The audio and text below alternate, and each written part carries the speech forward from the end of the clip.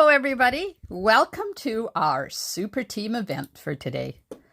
My name's Glenda Mollet, and I live on the west coast of Vancouver Island in the gorgeous province of British Columbia. I'm just getting my computer to the point where I can look for comments. I'm going to share with you. Okay, it's not working. Come on, computer. A couple of gift card holders. I'm going to make one, and I'm just going to show you the other, but I've got the recipe for both of them for you. Okay, why is this not working? Hello, I know I'm live because I got people on there, but I just want to be able to see the comments because I'm sure everybody's commenting and I can't see them. Okay, yay, got it. Now I just have to shut myself up. Oh, there we go. Hi. Oh, good. Yay, thanks for joining me. What an awesome day so far. And of course, following Tamara is always difficult because she has so much energy and that's not how I roll, but we all have fun. And before I forget, because some of us have mentioned challenges and some of us haven't, every presenter today has a challenge, and each challenge has a gift attached to it. So you have until next Sunday, which is the 26th of September at noon, to get your entries into the challenge, and then the presenters will be doing their draws and get a hold of the winners and send their gifts out. So I'm having a draw too. And I can't remember really exactly what I'm giving away, but I think I'm giving away some of the wonderful snowflakes. Now, I don't know whether you have these or not at home. Oh God, I hate it when people say I don't know whether, because how am I going to know if I don't ask you? But anyways, when you get these and you use your snowflakes, don't throw away this part, because look at all the room you have of this gorgeous iridescent paper to do die cuts out of. So you could see back here, I've used the double oval punch and actually got one of the biggest oval right out of the center there. So they're really cool. You can die cut all sorts of stuff out of there. Hi, everybody. I'm sorry, I'm not going to say hi to everybody because if I miss somebody, I always feel bad. So hello, and thanks for joining me. Okay, 2 gift card holders. This one, I did a crisscross card using the peach bundle, and I thought, that would make a really cool gift card holder.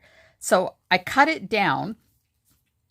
So this one uses 8.5 by 4 1/4, and you need 2 pieces of it. And then I thought, well, you could just pull your gift card out this way, but I thought, wouldn't it be cool if you could open it up and do your little to and from down here? So that's what I did.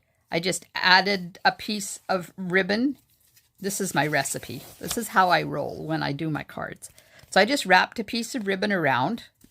It's tucked underneath the front layer so it won't fall off. And then you just tie a bow and it's closed.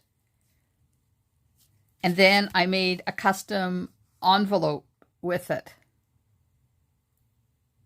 Thanks.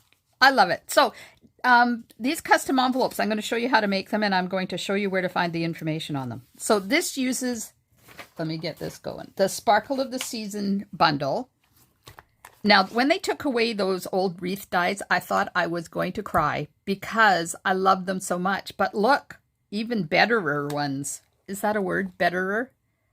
So that's what this card is made out of. I'm not making that one. I'm going to make this one. So this is... And can you see my oops?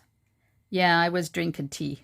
So, don't drink tea when you have your card in front of you. But I didn't have time because I did it just a little while ago. So this one has a little fold on the bottom where your gift card can go in there. Now, you can put it in this way if you don't put as much adhesive down there.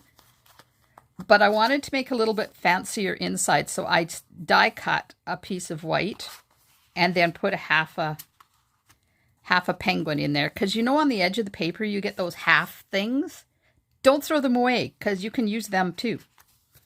And then I made an envelope out of the penguin paper. Oh my gosh, I am going to be so sad to see this go because I've had so much fun with that. Okay, so the paper I'm using today, the envelope is going to be made out of the beautifully penned designer paper from Celebration. Because why not use it up, right? We all have it. And the decorations on this is going to be the Whimsy and Wonder, which, yay, we found out today it's available again.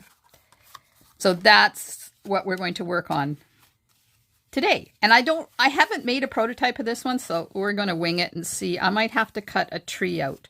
I've got some ornaments and some presents, and I'm just going to wing it and see what happens. So first of all, I'm going to, the sentiments that I'm using are from Penguin Palace. I'm going to use Happy Birthday and, what does the other one say?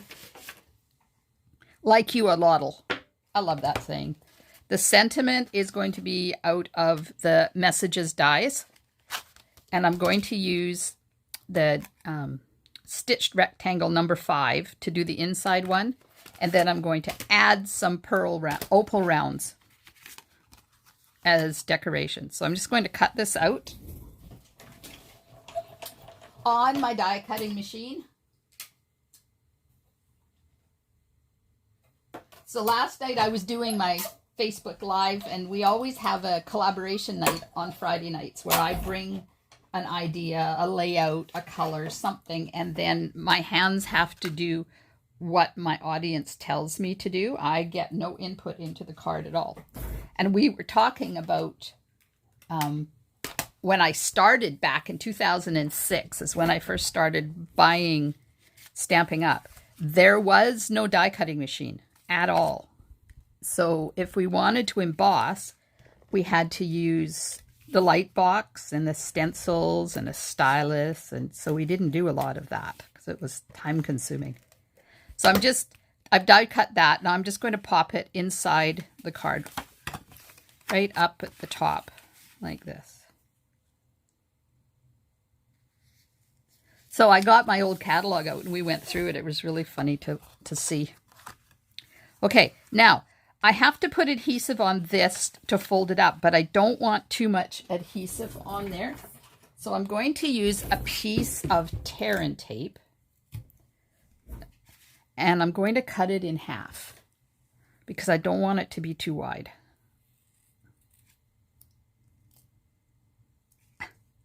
This stuff is lovely how it's sticky, but it sticks to everything. There we go. So now I'm just going to run from the top down right on the very edge on both sides. Yeah, so we had quite the session last night looking at old stuff. It was quite fun. Okay, I'm going to take the liner off of here.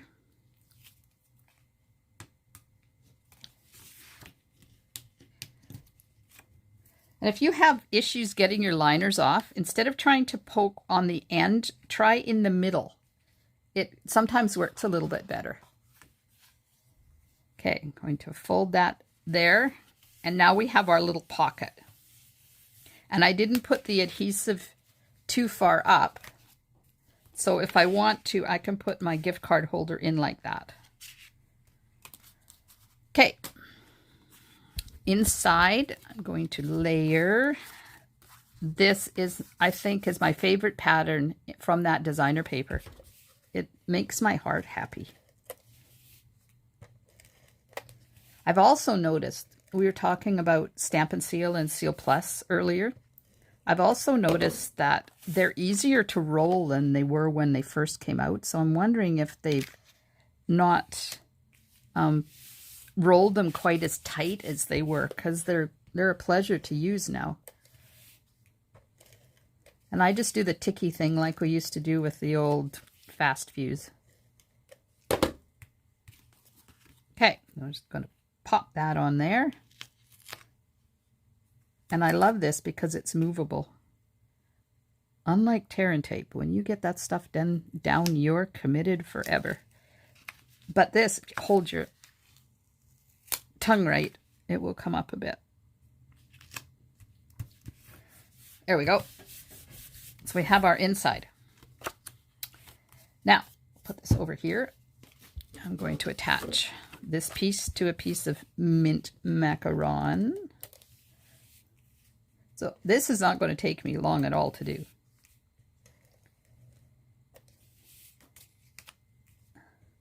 Because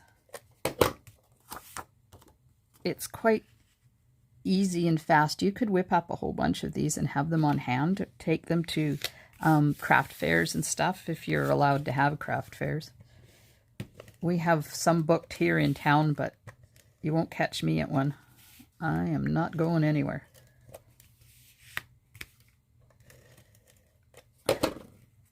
I have a local grandson who prefers us to stay home and be safe, and otherwise his anxiety gets the better of him, so I just find it easier to stay home and make him happy. Okay, so there's the front. Now, I should have put this on first, because I made it longer because I don't know why. Well, it's a little bit too long. I'm just going to trim this just 1/8 of an inch off.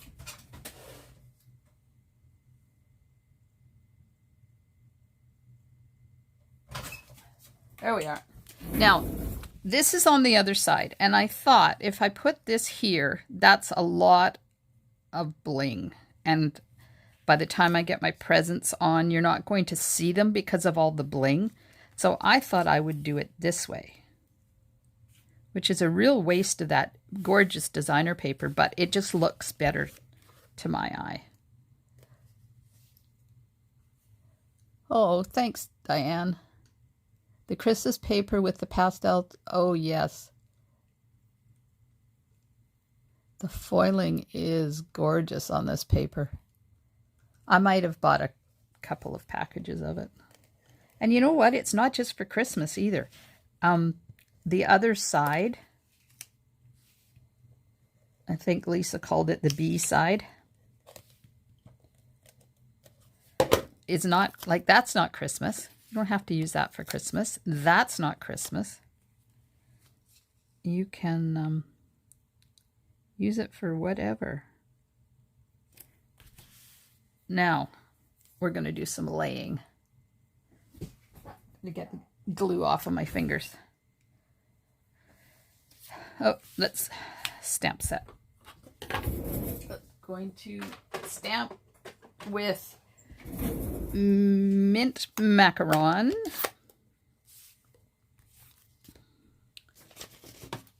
And I lost my strip to put the other sentiment on. Guess I'm going to have to cut that again too. Oh, is that wide enough? It is. Okay, so I'm just going to cut this down to 3/8 of an inch.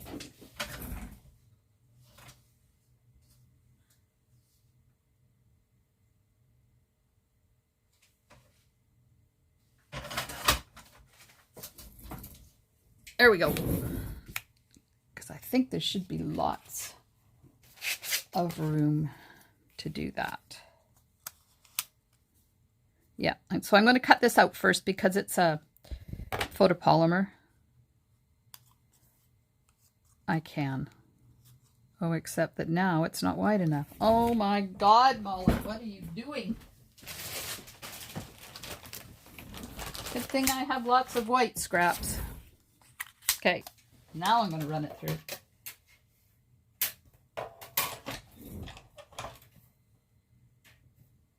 There we are.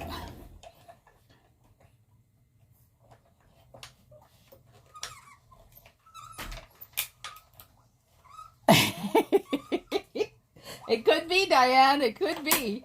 It's out there roaming around with all the mismatched socks and emails that go somewhere that never show up again.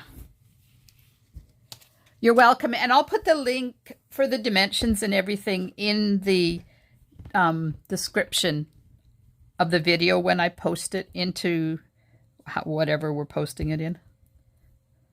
We're supposed to be putting them into an album, I think. But I've also put hashtags on mine. So So let me show you. If you want to look for my stuff, do hashtag Glenda Mollet and hashtag gift card holders.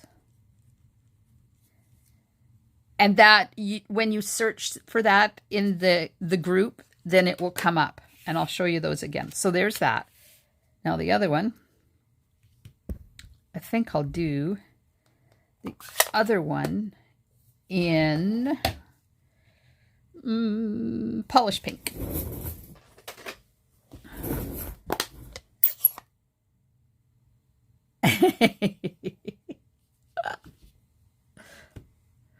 Hi, whoever's saying hi to me. I get so excited about stamping that I forget to read the comments. Okay, so I'm going to put this right here because I like you all a lot. Isn't that cute? And sometimes my computer doesn't keep up with the comments anyways, so that's never a good thing. Okay, that's going to go in that corner, so let's put that in there. And then I'll know how much room I have to play. Maybe I'll, maybe not. If we want to put a tree in there, if I put that, you might need a tree. So there we go. So it's going to be there. This is going to be here. This, Desiree Spence calls this auditioning when she's laying out her pieces. Okay, I'm going to cut a tree because I'm thinking I might want a tree. And see the other side of that paper? That's not Christmassy either.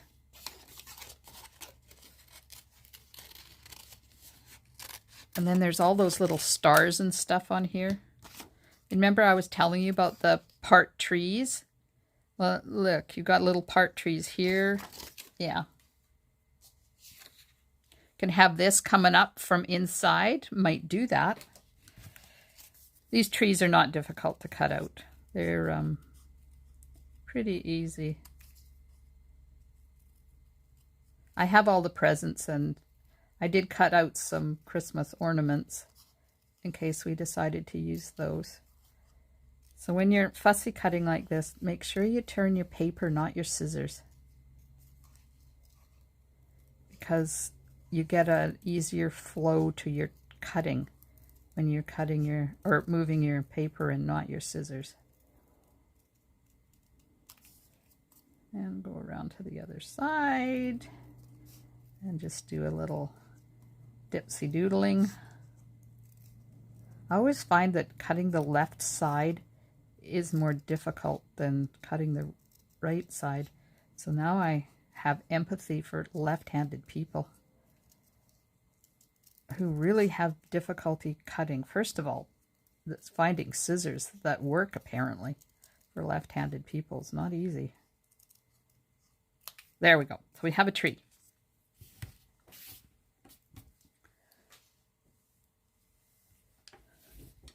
Oh, I hope I'm not frozen. So there's a tree. I did cut out these ornaments, but I'm not thinking I'm going to use them. And then we'll put some presents. Maybe the tree up there. Put some presents. Like that. There, that's what we'll do. Okay. The tree is going to go flat with some Stampin' Seal.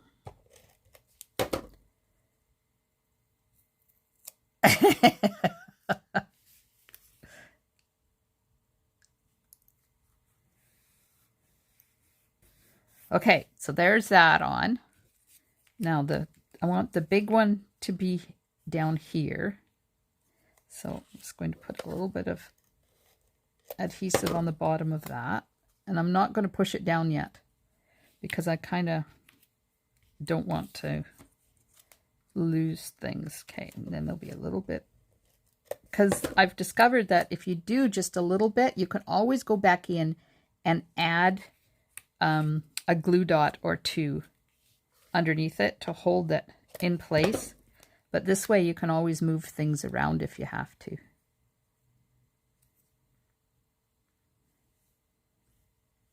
There we go. Okay, now if I wanted, I could go back in there and just put glue dots underneath those ones, but I kind of like them standing up a little bit like that. And I'm going to flag the end, so cut down the middle and then cut in from each corner. And if you get it in the middle, and you get an even flag all the time. That's going to be up on dimensionals. Boy, what did we do before we had these mini dimensionals? Do you remember? We used to have to cut them. I used to take sheets of the big ones and cut them because they were too big sometimes.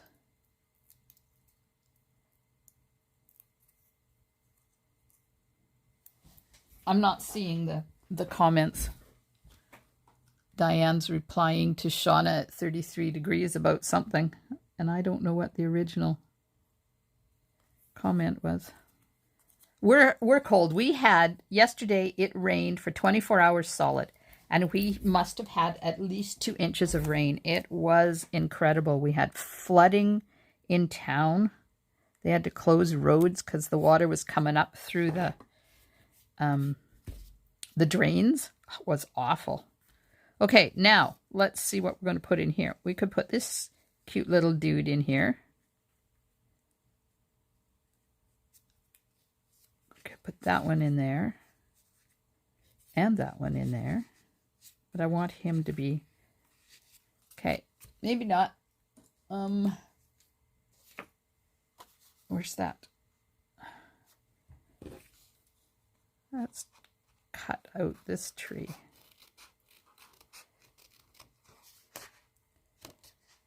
Oh, we sure needed the rain, but we got a month's worth of rain in 24 hours. It was incredible. It hasn't rained here since 2013 was the last time we had such big flooding. It was terrible. See, that's all it needs in there. It's just one of those trees that doesn't have a bottom that would have gone into the garbage because I wasn't going to use it because it's only a half a tree. But it fits perfectly in here, right in there, like that. Now you have a little bit of bling inside and a little bit of bling outside. And it wasn't, this one is not difficult to make at all. Where did I put the gift card? I like fussy cutting. I do a lot of fussy cutting. So you can put your gift card in that way, or you can pop it in this way. Either way works. And there we have our gift card holder, and it's not hard to do. Okay, envelope. How are we doing for time? Oh, good. Perfect. So I'm not throwing these away. Those will go back in my designer paper for the next project. Now, the envelopes. These are from Sarah. Sarah did a let me fix this so you can see it a little bit. Sorry, I didn't realize I was so off kilter there.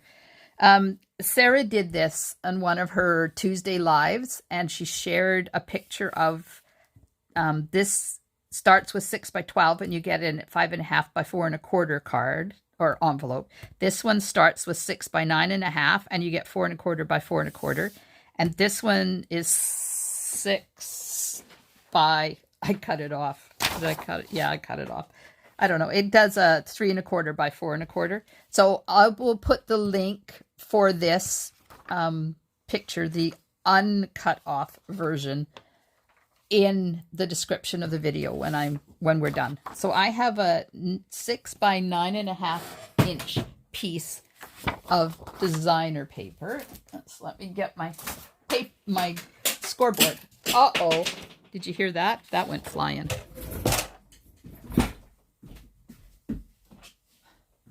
That was my stylus. So I don't know whether this is still right or not, but my stylus broke. It broke in half. Don't ask me why, but it did. Hubby fixed it with, I don't know, some shrink wrap tube thing. So I phoned Stampin' Up! And asked them if there was any way I could get a new stylus. And I was able to get one. So if you happen to break your stylus, you don't have to buy the whole scoreboard just to get a new stylus. Okay, I'm going to lift you up a bit so you can get the full effect of this while I'm doing it. There, did I make you seasick? Probably. Okay, so I'm putting it in with a 6-inch side along the top. 9.5.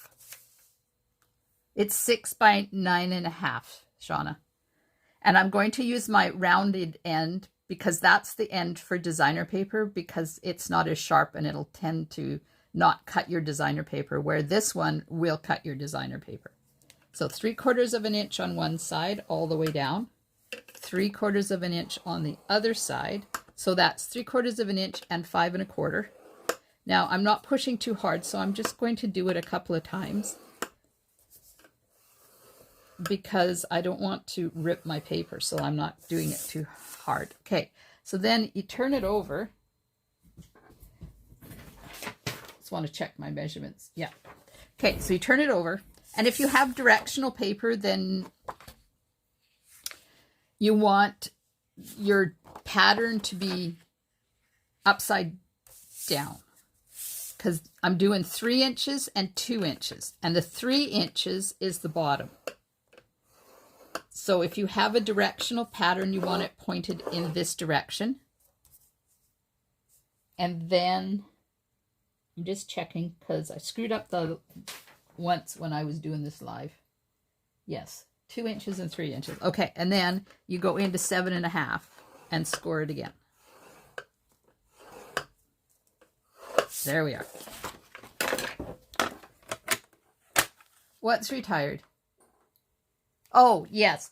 The envelope punch board will work. However, if you use this method, from one 12 by 12 sheet, you can get 2 envelopes. When you make an envelope with our retired envelope punch board, you have to use an 8 by 8 sheet, so you can only get one out of a 12 by 12 sheet. So I am folding this on all the score lines to make it easier for you to see because I have to do some trimming. Okay, so now I'm going to trim along this score line, and you want to be on the inside of the score line because this is your front flap, and then miter your corner a bit and do the same here.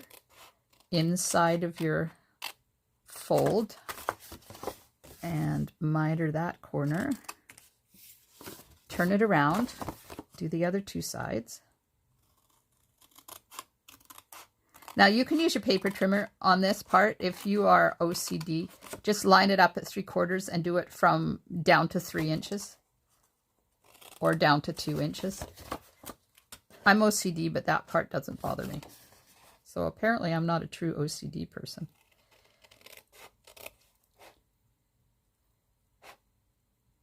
Okay.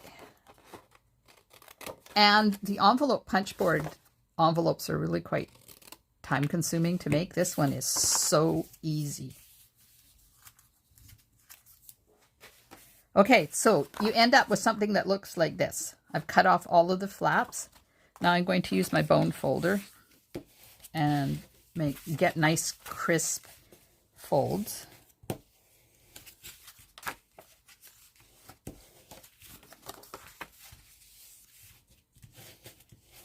Like that. So when you fold these in, fold this up and this down, there's your envelope. That's it. That's how easy it is. But what I do is I do a dry run first. I fold that up and then I just make sure that it's going to be folded in the right way before I put any adhesive on there, because you don't want it buckling. And now is when you can check and make sure that your edges are not showing on the other side. So this one is a little bit. I'm just going to trim a strip off of here. There. Okay, so now put your adhesive on here, on the 3-inch side. Don't put it here because it only goes part way up. So I start from the end and go down, and this side as well. Fold it in. This is not laying straight. I got to refold that. There we go. That's better. Okay, hold that in nice and tight, and then just fold your bottom up. And there's the envelope. So when you mail it, just put some stamp and seal or tearing tape on the top, and you can pop your little gift card holder right in there like that. So there we go. That's how easy it is to make those gift card holders. Now this one is a little bit harder to make. Not harder, it's more time consuming because you have a strip of white and a strip of mossy meadow, and I cut them together. Thank goodness our paper trimmer cuts 2 pieces of cardstock at the same time, because then I can make sure I get my angles even. And if you wanted, you could glue these down or just leave them loose. And I've used the red foil on this as well. All right. You're very welcome. Thanks. I'm done like well in advance. So has anybody got any questions? I don't know what else I can tell you, except don't forget to enter my challenge because I'm giving stuff away. And Shauna is up next with her amazing project.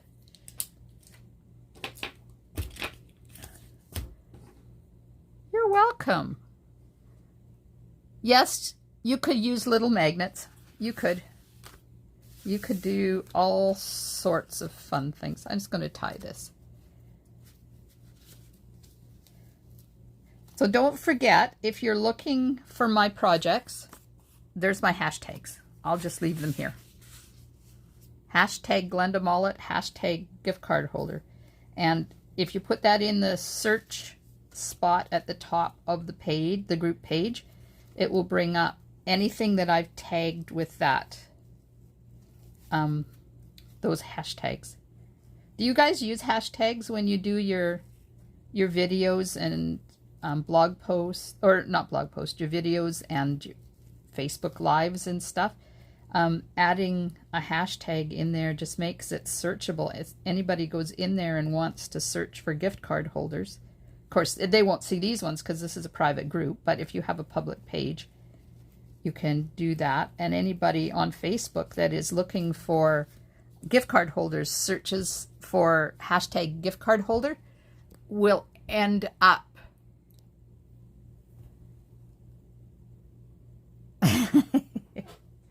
we'll end up pulling up all of the gift card holders that you've made, as long as you put the hashtag in there. What's too time consuming, Tamara? This one?